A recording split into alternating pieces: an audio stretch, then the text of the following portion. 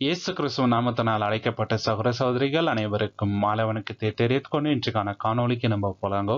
இன்றைக்கு நம்ம பார்க்க போகின்ற தலைப்பு என்னவென்றால், தேவன் தம் வார்த்தையின் மூலம் நமக்கு தரும் ஆறுதல். The comfort God gives us through his word. நம்ம வாழ்க்கையில எல்லாமே சந்தோஷமான விஷயங்கள் மட்டும் நடக்கும் அப்படின்ட்டு நம்மளால சொல்ல முடியாதுங்க. அவமானங்கள், கஷ்டங்கள், துன்பங்கள், கண்ணீர், கவலை, நாளைய தினத்தை குறித்து கவலை, வேலை போயிடுச்சுன்னா என்ன ஆகும் அப்படின்ற கவலை, பசங்களோட ஃப்யூச்சர் என்ன ஆகும் அப்படின்ற கவலை, இந்த மாதிரி ஏராளமான யோசனைகள் நம்ம மனசுல உண்டுங்க. அது மட்டும் இல்லாம நம்ம ரொம்ப நேசிக்கிறவங்களோட மரணம் ஏற்படலாம், நமக்கே உடல் ரீதியான பிரச்சனை ஏற்படலாம், நம்ம ரொம்ப நேசிக்கிறவங்க ஹாஸ்பிட்டலில் அட்மிட் ஆகலாம். இந்த மாதிரி சூழ்நிலைகள் நம்ம வாழ்க்கையில வரும். ஆனா தேவன் இந்த எல்லா சந்தர்ப்பத்துக்கும் தேவையான ஆறுதலை அவருடைய வார்த்தையிலே வைத்திருக்கிறாருங்க. நம்ம யாராவது நமக்கு ஆறுதல் சொல்ல மாட்டாங்களான்னு நினைப்போம். ஆனா தேவன் என்ன பண்றாருன்னு பாத்தீங்கன்னாக்கா, வசனத்தின் மூலமாவே நமக்கு ஆறுதல் தராருங்க. இதை நம்ம மறந்துடவே கூடாதுங்க. மனுஷர் தருகின்ற ஆறுதலை பார்க்கிலும் வசனம் மூலியமாக நமக்கு வருது பாருங்க ஆறுதல். தேவனே நம்ம கிட்ட இருந்து பேசுறாருங்க. மனுஷர் தருகின்ற ஆறுதலை நம்ம பெருசா நினைக்கிறோங்க. மனுஷர் ஆறுதல் தராருங்க. ஆனா அவர் வசனத்தின் மூலியமாக தரும்போது அதுக்கு இருக்கிற பலன் வேற மாதிரிங்க. ஸோ இதை நம்ம மறந்துடக்கூடாது. ஸோ அப்படி இருக்கிற ஆறுதலை ஒன்னொன்னா நம்ம பார்க்கலாங்க. முதலாவது, அவர் நம்மளை மன்னிக்கிறார். இப்போ நம்ம வாழ்க்கையில ஏன் பிரச்சனை வருதுன்னு பாத்தீங்கன்னாக்கா, நம்ம செய்கின்ற பாவங்கள் நிமித்தம் தான். அந்த பாவங்களை எல்லாத்தையுமே இயேசு கிறிஸ்து நாமத்தின் மூலமா அவர் மன்னிக்கிறாருங்க. இதை விட பெரிய ஆறுதல் என்ன வேணுங்க? இந்த பாவத்தை எல்லாம் அவர் நினைவு கூர்ந்தாருனாக்கா, அந்த குற்ற உணவு எப்போதுமே நம்ம மனசுல இருக்கும். அதனாலவே நம்ம மனசை அவர் லேசாக்குறார். நான் மன்னிக்கிறேன், இயேசு கிறிஸ்து நாமத்தின் மூலமாக நான் உன்னை மன்னிக்கிறேன், எல்லா பாவத்தையும் நான் மன்னிக்கிறேன் அப்படின்றாருங்க. இந்த பாவத்தை தான் நான் மன்னிப்பேன், இதை நான் மன்னிக்க மாட்டேன்ட்டு இல்லை, எல்லா பாவத்தையும் மன்னிக்கிறேன்ட்டு தான் அவர் சொல்றாரு. 1 யோவான் 1:9 நம்முடைய பாவங்களை நாம் அறிக்கையிட்டால் பாவங்களை நமக்கு மன்னித்து எல்லா நியாயத்தையும் நீக்கி நம்மை சுத்திகரிப்பதற்கு அவர் உண்மையும் நீதியும் உள்ளவராயிருக்கிறார். பாத்தீங்களா? எல்லா அநியாயத்தையும் நீக்கிறாருங்களாம். 1 2 இல்லைங்க, எல்லாத்தையும். ஆனா நம்ம என்ன பண்ணக்கூடாதுனாக்கா, அட்வான்டேஜ் எடுத்துட்டு திருப்பி திருப்பி அந்த பாவத்தை செய்யக்கூடாதுங்க. அவர் நம்மளை மன்னிக்கிறாருன்றதுனால திருப்பி திருப்பி அந்த பாவத்தை நம்ம செய்யக்கூடாதுங்க. ஆனா அவர் தய பெருத்தவர், இரக்கத்துல அவர் ஐஸ்வவான். அதுதான் நம்மளுடைய தேவன். இது அவர் நமக்கு தருகின்ற ஆறுதல்ங்க. நம்ம இனி கூட ஏன் தைரியமா இருக்கிறோம்னாக்கா, அவர் நம்ம பாவத்தை மன்னித்திருக்கிறார். ஏன் உயிரோட இருக்கிறோம்? அந்த பாவத்துக்கு ஏற்ற விதமா அவர் நம்மளை தண்டிக்கல. இயேசு கிறிஸ்து நாமத்தின் நிமித்தம் நம்ம மன்னித்து இருக்கிறாருங்க. ரொம்ப பெரிய ஆறுதல்ங்க. இல்லைன்னா அந்த குற்ற உணவு மனசுல அரைச்சிட்டே இருக்கும் இல்லைங்களா? இயேசு கிறிஸ்துவ நாமத்தின் மூலியமாக நம்மளுக்கு அவர் மன்னிப்பு தராருங்க. 2வது என்னன்னு பாத்தீங்கன்னாக்கா, நம்ம வாழ்க்கையில தைரியத்தை அவர் தராருங்க. தேவன் இருக்கிற அந்த தைரியத்தினாலதான் நம்ம எல்லா விஷயங்களும் செய்யறோம் இல்லைங்களா? வார்த்தையின் மூலியமாக நமக்கு இன்னொரு ஆறுதல் என்ன தராருனாக்கா, நான் உன் கூட இருக்கிறேன்ப்பா. திருப்பி திருப்பி சொல்றாரு. வசனத்தை நம்ம படிக்கும் போது, நான் உன் கூட இருக்கிறேன், நீ பயப்படாத. எதற்கு நீ பயப்படுற? மனுஷரால என்ன செய்ய முடியும்? யாரை கண்டு நீ அஞ்ச போகிற? என்னோட பெரியவர் யாரானு இருக்கிறாங்களா? இல்லைங்க. தேவனோட பெரியவர் இந்த உலகத்துல யாருமே இல்லை. அவரே நம்ம கூட இருக்கும் போது நம்ம எதை கண்டும் அஞ்ச தேவையே இல்லைங்க. உபாகம் 31:8 கர்த்தர் தாமே உனக்கு முன்பாய் போகிறார், அவர் உன்னோடே இருப்பார், அவர் உன்னை விட்டு விலகுவதும் இல்லை, உன்னை கைவிடுவதும் இல்லை, நீ பயப்படாமலும் கலங்காமலும் வேண்டாம் என்றான். பாத்தீங்களா? நீ பயப்படவும் வேண்டாம், கலங்கவும் வேண்டாம். ஏன்னா கர்த்தர் கூடவே இருக்கிறார்.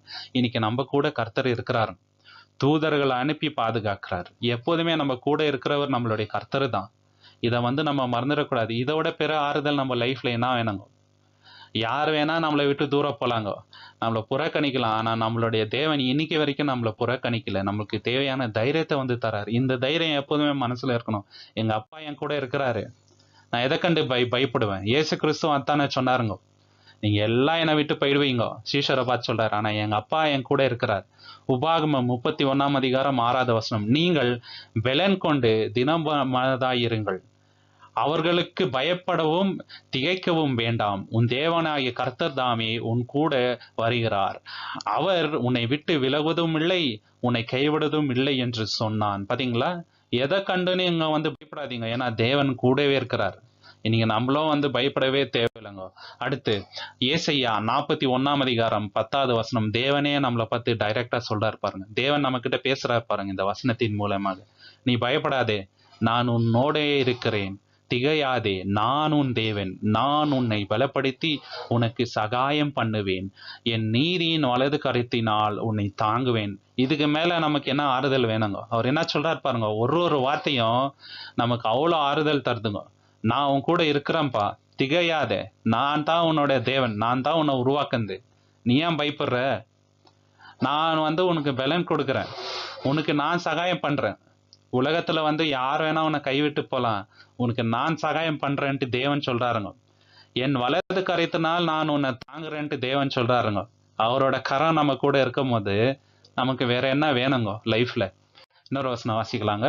எபிரேயர் 13:5-6.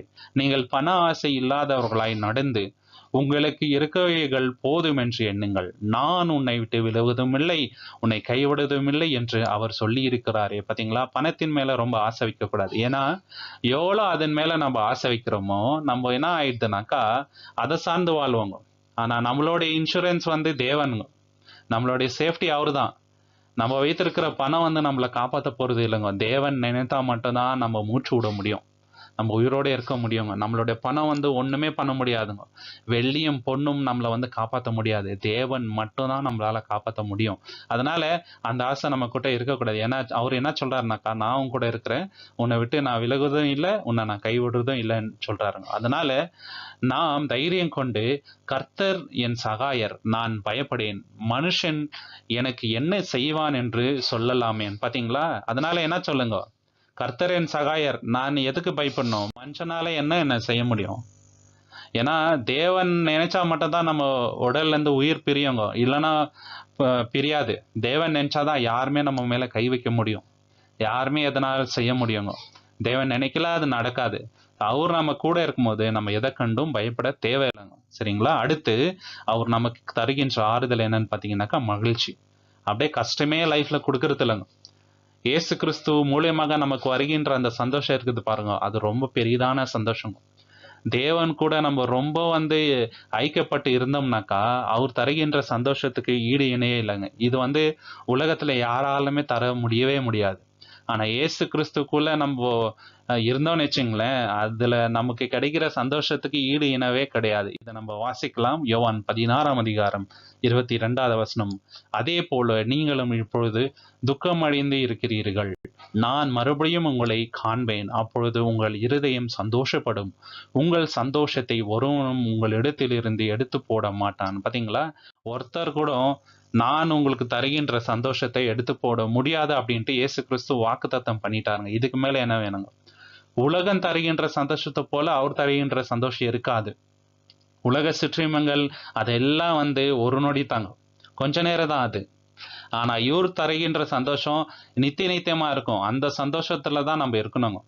தேவனை அதிகமா நம்ம நேசன்னு வச்சுங்களேன், அதுல வருகின்ற சந்தோஷத்துக்கு வேற எந்த சந்தோஷமே ஈடே ஆகாதுங்க.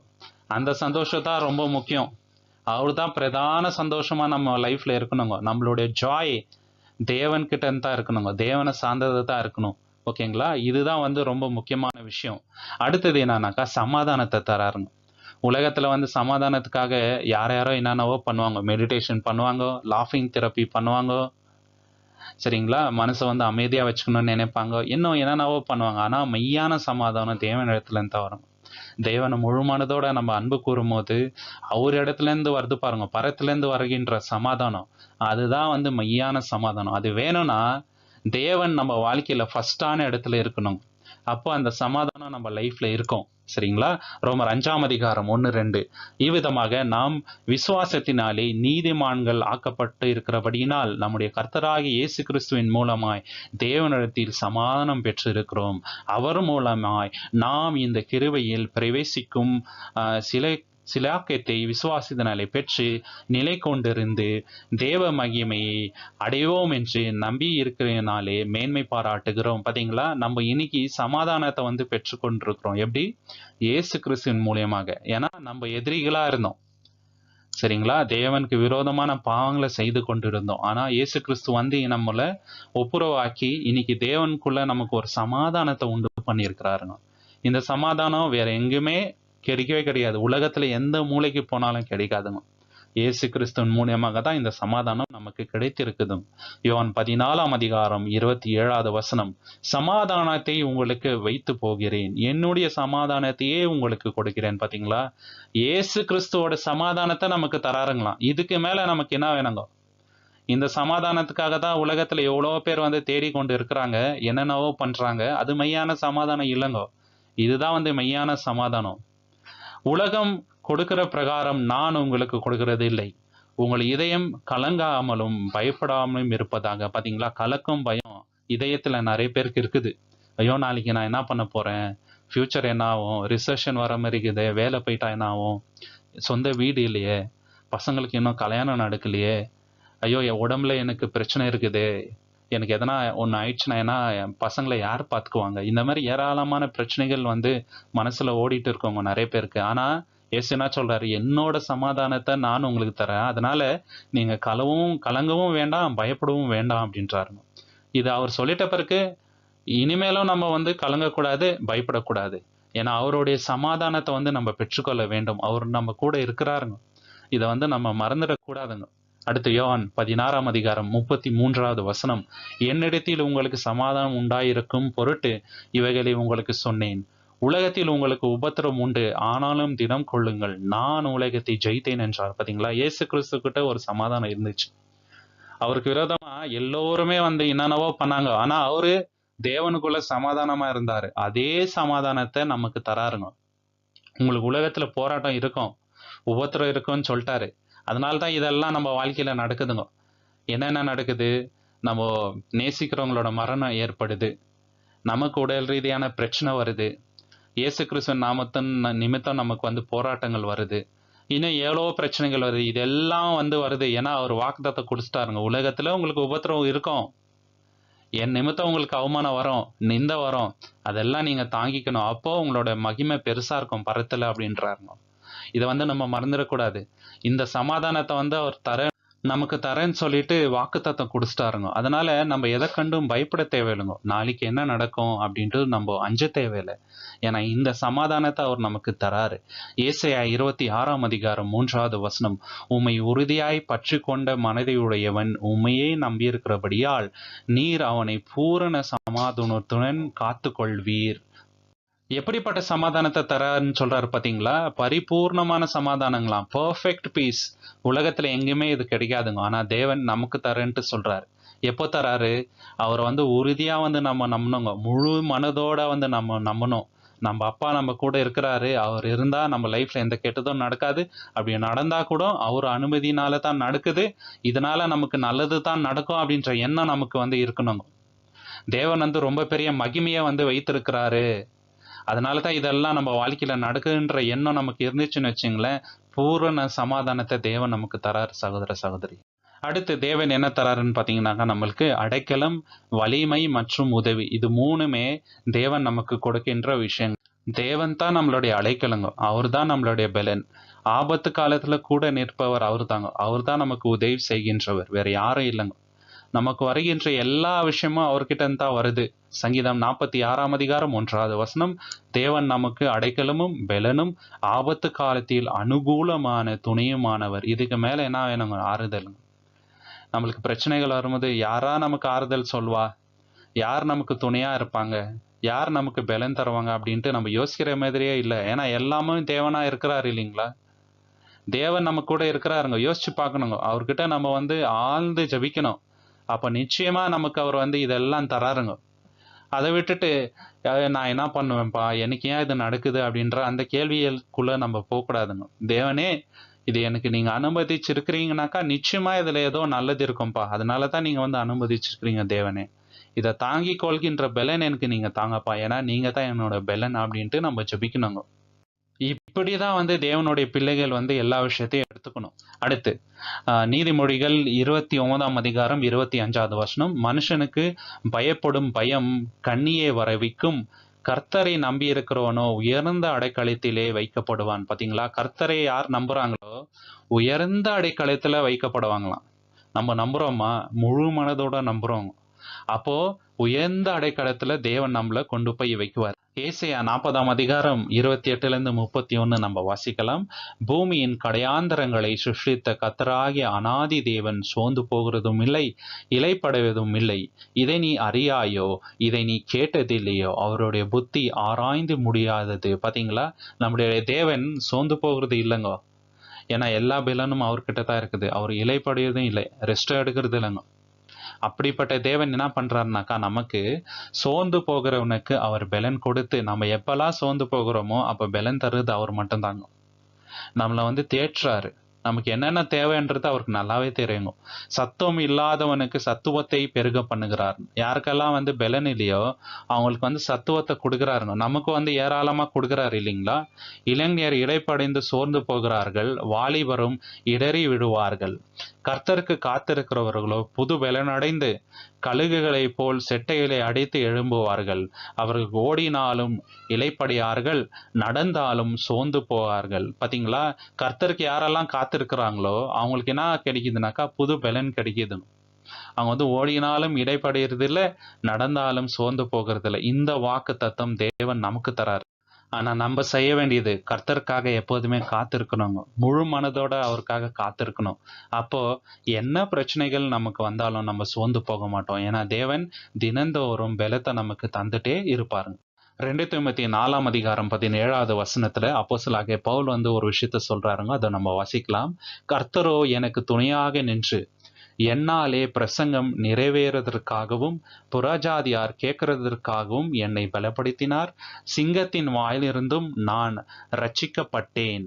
பாத்தீங்களா? பவுல் என்ன சொல்றாருனாக்கா, பிரசங்கம் நிறைவேறணும். அதனால தேவன் என்ன பண்ணாரு? எனக்கு பலன் தந்தார், என் கூடவே இருந்தாரு, சிங்கத்தின் வாயிலிருந்து என்னை காப்பாத்தினாருங்க.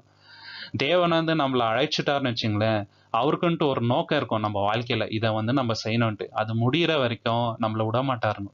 நம்ம கூட இருந்து காப்பாத்துவார். நமக்கு தேவையான பலத்தை தருவாருங்க.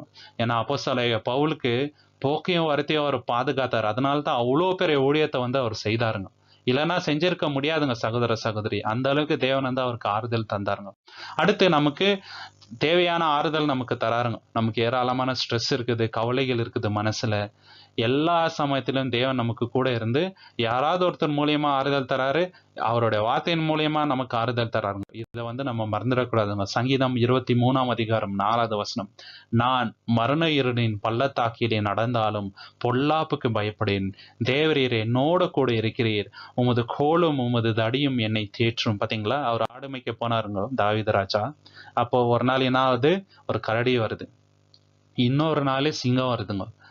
தேவன் தான் காப்பாத்தினாரு இல்லைங்களா? இந்த மாதிரி நம்ம போக்கையும் வரத்தையும் தேவன் காப்பாத்துறாருங்க. எவ்வளோ பிரச்சனைகள் இருக்குது, ஆனா தேவன் நம்ம கூட இருக்கிறாருங்க. நம்ம ஆறுதல் அளிக்கிற ஒரு தேவனுங்க. இந்த ஒரு தைரியத்தினாலதான் நம்ம தூங்கவே போறோம். காத்தால நம்ம ஏன்பமா அப்படின்ற நம்பிக்கை எதனால வருது? தேவன் நம்ம கூட இருக்கிறதுனாலதான் வருதுங்க. இல்லைன்னா வராது. இன்னைக்கு தேவன் நம்மளை எழுப்புனாருங்க. எவ்வளோ பிரச்சனைகள் இந்த உலகத்துல நடந்துட்டு இருந்தாலும் தேவன் நம்மளை கண்மணி போல பாதுகாத்தார். கோவிட் வந்துச்சு, தேவன் நம்மளை கண்மணி போல பாதுகாத்தாருங்க. நம்மளுக்கு ஒரு ஆறுதலா அவரோட கோலும் தடியும் நம்மளை இன்னைக்கு வரைக்கும் பாதுகாக்குது.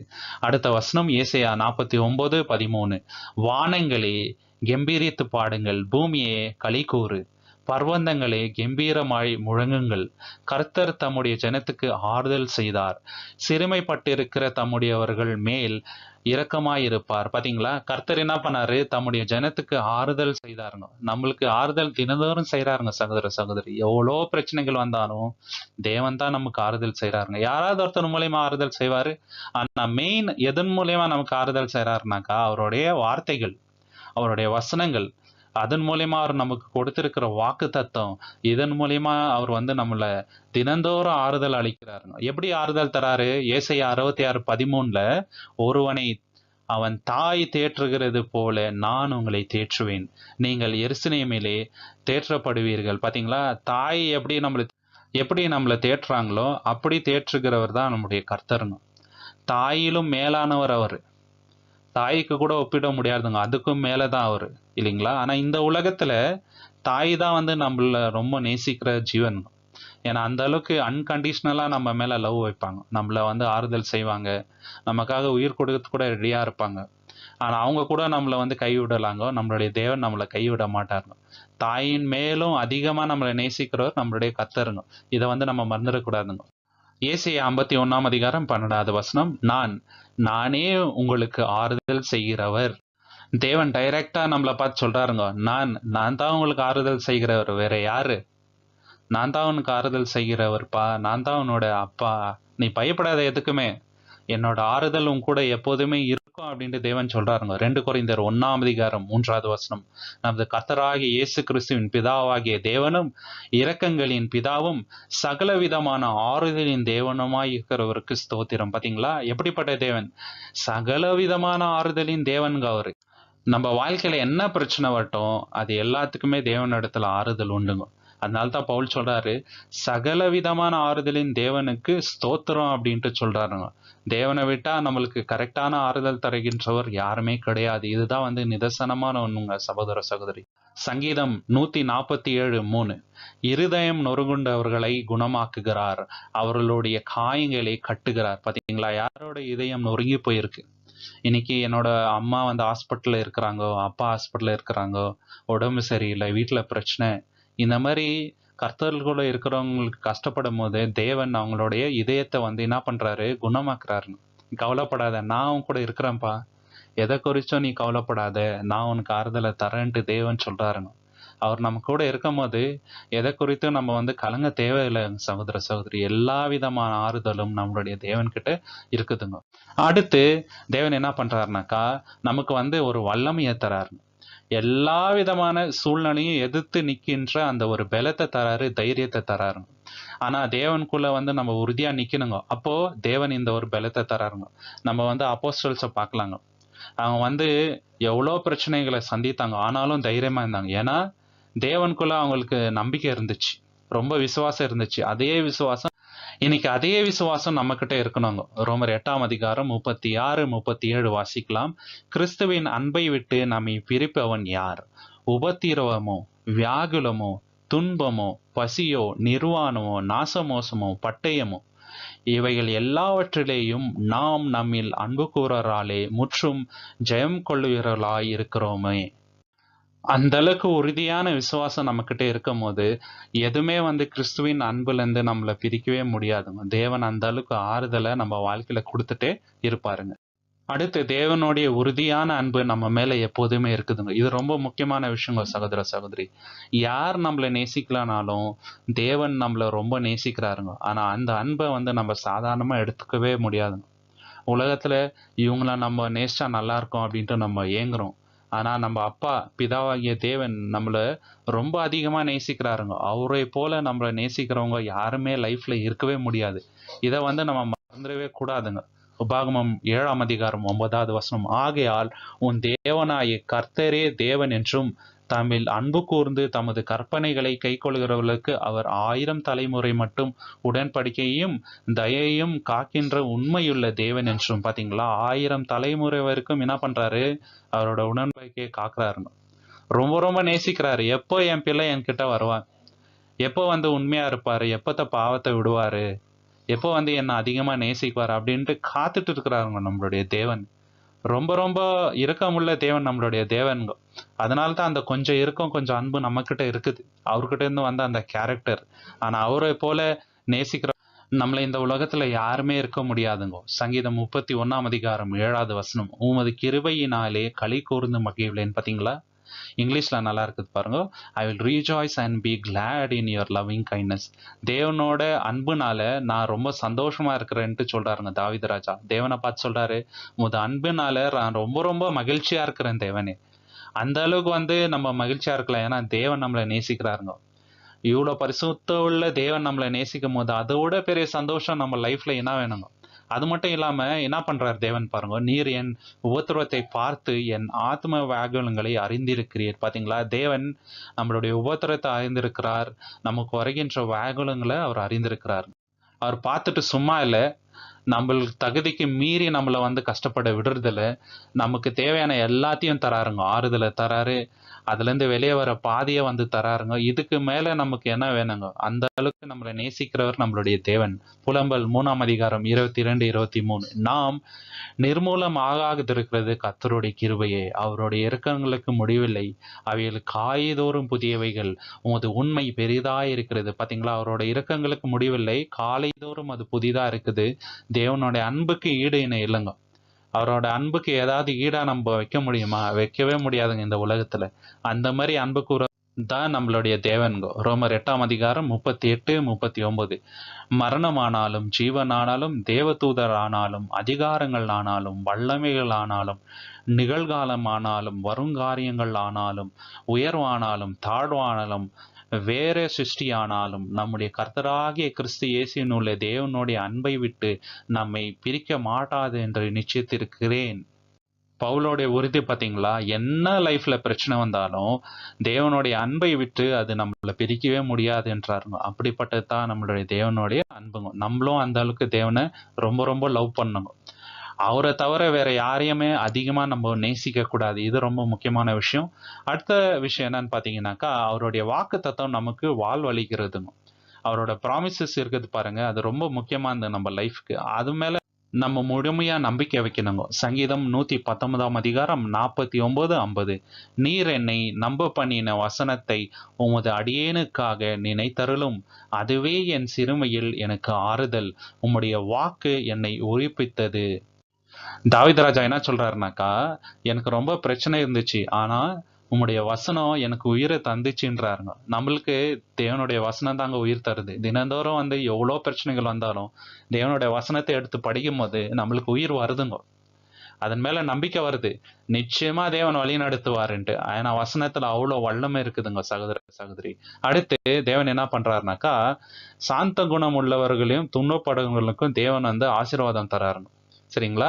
லைஃப்ல வந்து பிரச்சனை வரலாம், போராட்டம் வரலாம். அது வந்து ஒரு ஆசீர்வாதம். ஏன்னா அப்படிப்பட்டவங்கள தான் வந்து தேவன் ஆசீர்வதிக்கிறார். அதை வந்து நம்ம சகிக்கும் போது தேவனுக்கு வந்து மகிமங்க.